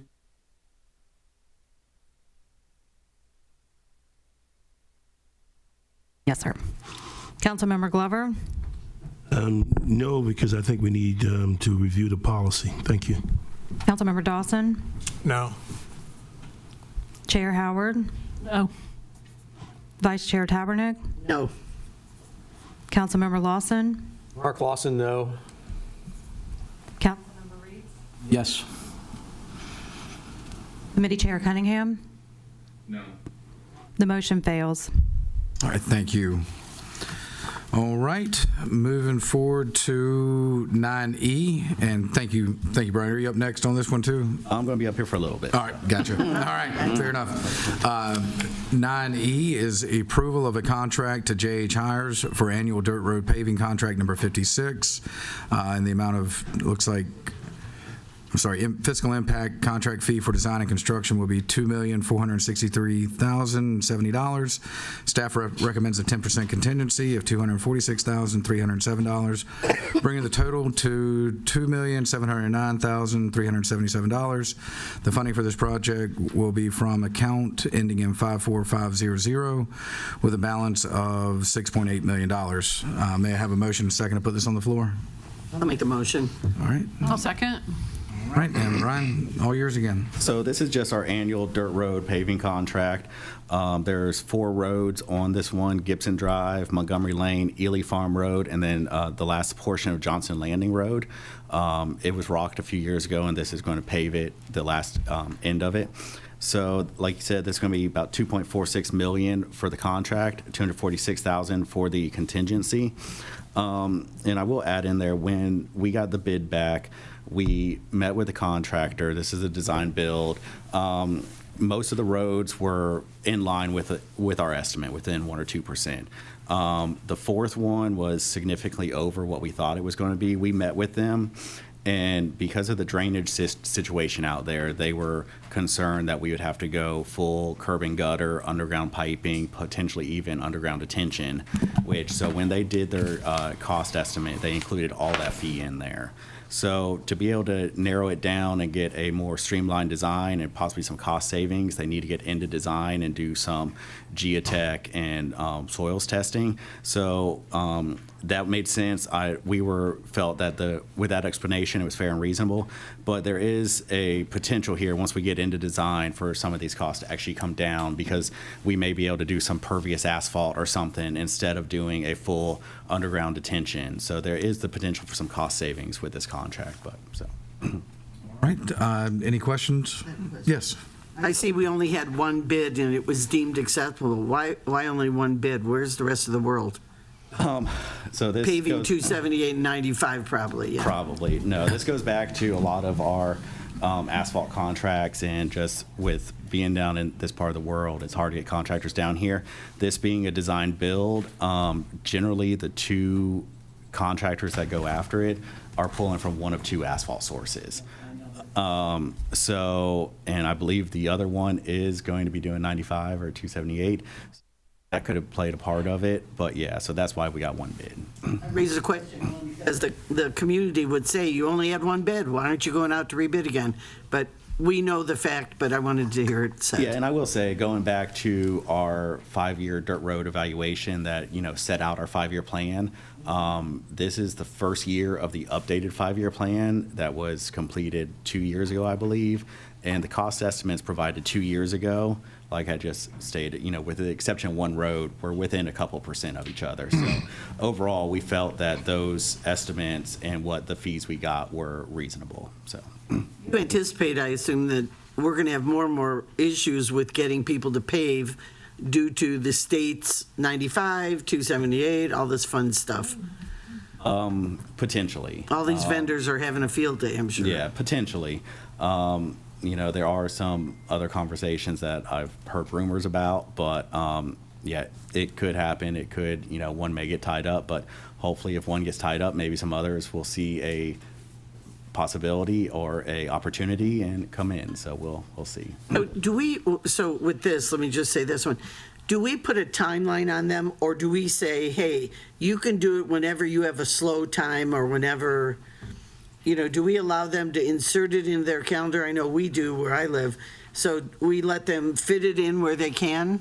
It depends. For these contracts, since it's a design build, we generally give them, a year contract time, which is really tight for these dirt roads to go through design, permitting, and construction. But so, just H Hires has done the last few of these just because they're one of the bidders. And they pretty much have a crew that this is what they do, is dirt roads. So they're pretty good about working with us and their schedule, and we're pretty, for some of the asphalt and resurfacing, we have looked at that and said, hey, we just need it done by this date. If you can get to it anytime by then, come when you want. I know they appreciate that because they find times to fit it in. So we've looked at some of that, without giving too much leeway and control away, but we have looked at opportunities like that, so. All right, any other questions, comments? All right, seeing none, do we need a roll call vote, or can this be done without objection? Seeing no objection, this will be forwarded to County Council for full consideration. All right, moving into 9F, approval of a sole source contract to Slurry Pavers Incorporated for 9-year pavement preservation. The fiscal impact here is a contract fee for Slurry Pavers to furnish all materials and equipment to perform the micro surfacing Type 2, $684,857.39.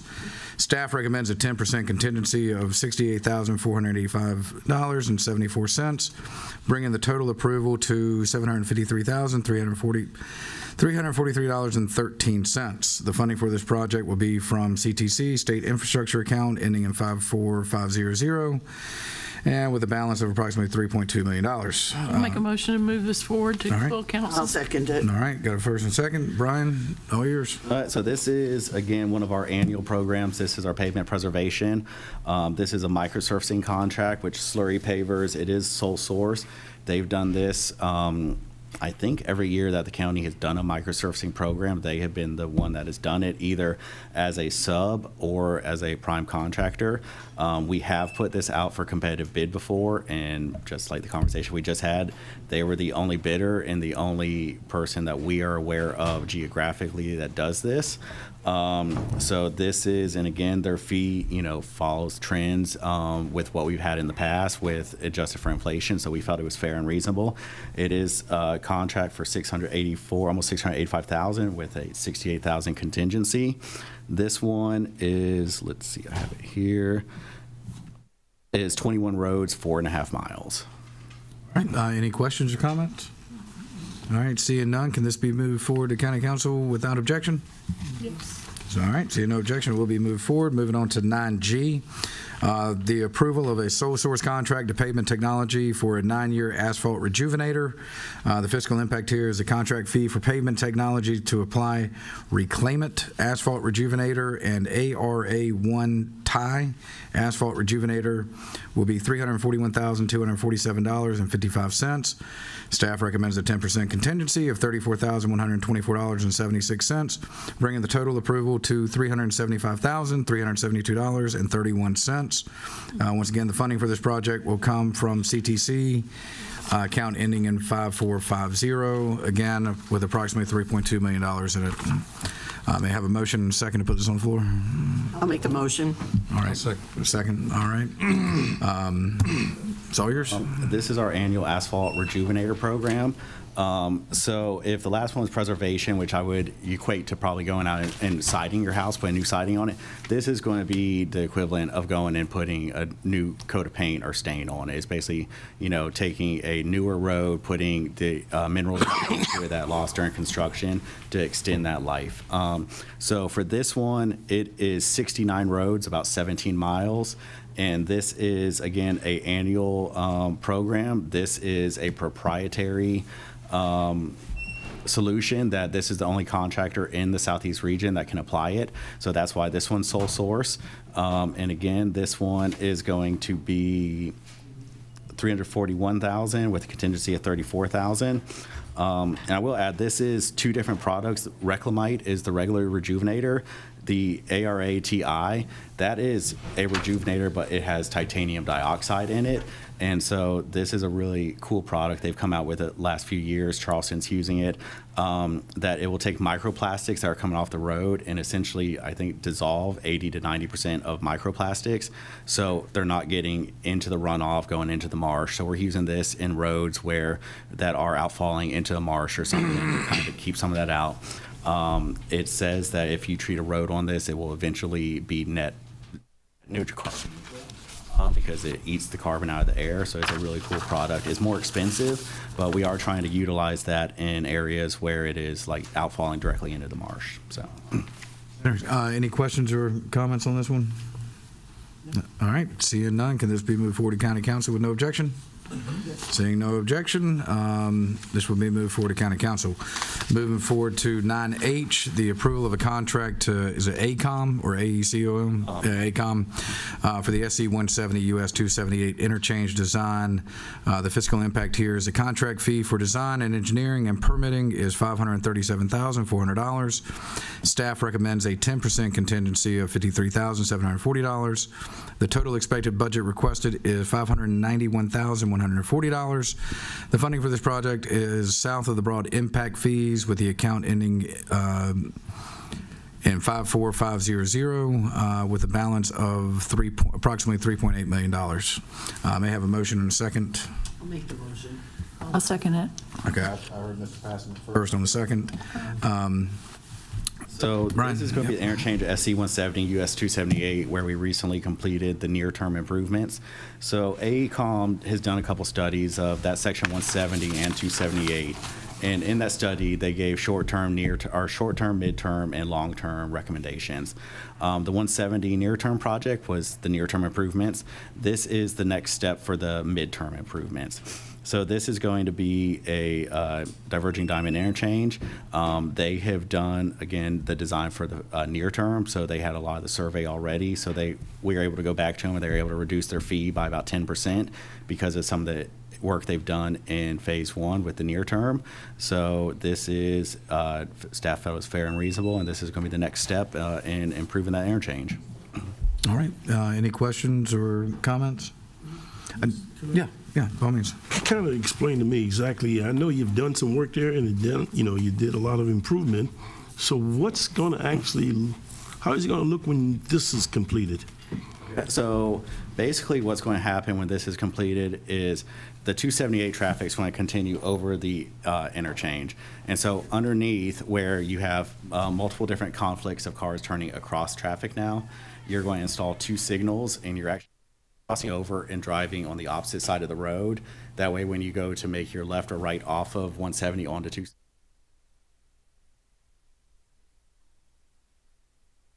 better volume and safer access through there. All right. I think they did the same thing at Highway 21 and 95. They did that same crossover because there was so much congestion there. That's where this originally. I've seen 1 or 2 other ones in the state. I know North Carolina's done a few, so this would probably be one of the earlier ones in South Carolina. So, if it's what I'm thinking about in North Carolina, those are terrible to learn how to navigate. Yeah, we'll see how that goes. Is there any other questions or comments on this? All right, seeing none, can this be moved forward to County Council with no objection? Seeing none, it will be moved forward to County Council. Moving forward to 9I, the approval of a change order to Aquim Marine Construction Incorporated for the Melrose Dock repairs. For additional work, the fiscal impact here, the change order fee for materials and construction is $146,650. Staff recommends a 10% contingency of $14,665. The total expected change order budget requested is $161,315. The funding for this project is from the Melrose Docks AH Award account, once again ending in 54500-CIP, with a balance of actually $1.5 million even. That motion. All right. Can I get a second on that? I'll second. Thank you. Brian, it's all yours again. this is the one that Jared alluded to earlier. Oh, sorry. Oh, sorry. This one that Jared alluded to earlier, and so this came to approval in November for the original improvements that were based on an engineering inspection that was done, and it identified a few items that needed to be done to make it safe for use as a public ferry access, and it was basically spot repairs. It was 30% of decking, 30% of handrails, things like that. When we did the kickoff with the contractor, we felt that we would get a better longevity and return on investment if we went ahead and extended that to replace all the decking, or skinning all the decking and the handrails. So all the little tripping hazards, splinter hazards that were there will be replaced, and so we should get a longer lifespan out of these repairs and give us more time to do any other improvements that we would be wanting to do. So, all right, any questions? All right, can this be moved forward to County Council with no objection? Seeing no objection, it will be moved forward. Oh, yeah, sorry. Expedite this as well, so we don't have. Okay, just, do we need a motion on that, or is you good on? Okay. All right, yeah, it's fine with me. Any objection to that? No. All right, fair enough. Moving into 9J. Thanks, Brian. 9J, an ordinance authorizing the abandonment of a drainage easement recorded in Deed Book 3695 at pages 3345 to 3347, and Deed Book 3695 at pages 3348 to 3350, located off Gumwood Drive in northern Ladies Island. There is no fiscal impact associated with this. May I have a motion and a second? I'll make the motion. All right, thank you. I'll second. Thank you. And Bradley, it's all yours. Yeah, so this is just an abandonment of easement. I would believe this was an easement that was given to, there was a borrow pit there years ago, and it was just so they were draining the borrow pit. It has no impact on county drainage whatsoever. Miss Patty's went out, spoke to the citizens out there, so they don't care. We're just abandoning that easement. Yeah. No impact to the drainage as well either. Fair enough. Any comments, questions? All right, seeing none, can this be moved forward to County Council with no objection? Well, yeah, move forward to County Council with no objection. Seeing none, it will be moved forward to County Council. 9K is the approval of a contract to Platinum Paving and Concrete for asphalt resurfacing at county convenience centers. The total projected cost of the contract is $301,628. And it's coming from GL code, I'll give more, 134054500. This was approved in the fiscal year 2026 budget, and the balance is approximately $1.4 million. May I have a motion in a second? I'll make the motion, Mr. Chairman. All right, got to catch that, Sarah? Okay. Bradley, it's all yours. Yeah, so this is just maintenance work at our convenience centers, and you can see there there's 5 centers. It's Bluffton Center, Coffin Point, Cuffy, Sheldon, and St. Helena. These are just milling and asphalt resurfacing, striping, just to get kind of get these facilities back up to par and get them a little bit safer as well too. All right. We only had 2 bids on this one as well, Ms. Dab. I know. I do have a question. So will this impact the operations? Will you have to close down, or do people go around it? What's happening? No, ma'am. In the requirements that the centers have to stay open during construction. Okay. So it will not impact operations. Because that's the first question we're going to get. We had a couple done here. Some days that the centers are closed, they may come in and do some milling, and then they're able to maybe open them back up. And then if they close again, they may have to do some night work as well too. But they will have to stay open. Okay, great. Yes, ma'am. Brown, did you have your? I had one yes. just a simple question. Is this done because of wear and tear? Yes, ma'am. Yeah, okay. Thank So you. this includes, Hilton Head as well? No, sir. This one does not. No, Okay. sir. I didn't see No, it does there. not. It's on the list, I'm sure. But Yes, sir. Not this year. Thank you. Any further questions or comments? Seeing none, can this be moved forward to County Council with no objection? Seeing no objection, it will be moved forward to County Council.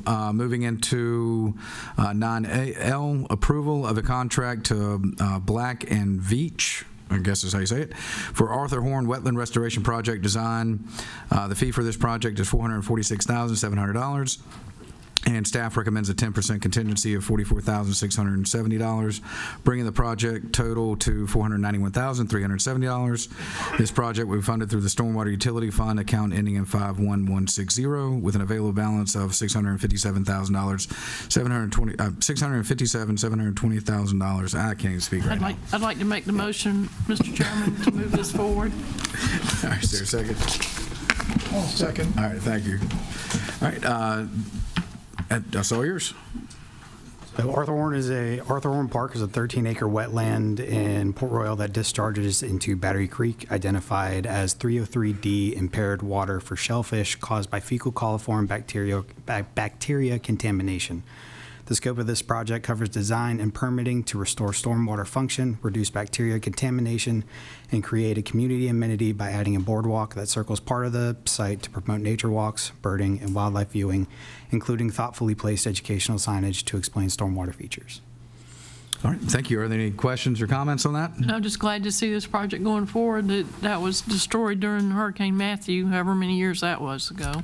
But 10 years ago, I think. All right. With no further questions or comment, can this be moved forward to County Council with no objection? Seeing no objection, it will be moved forward to County Council. Is there any further business to come before this committee? Seeing none, this meeting is adjourned at 5:06.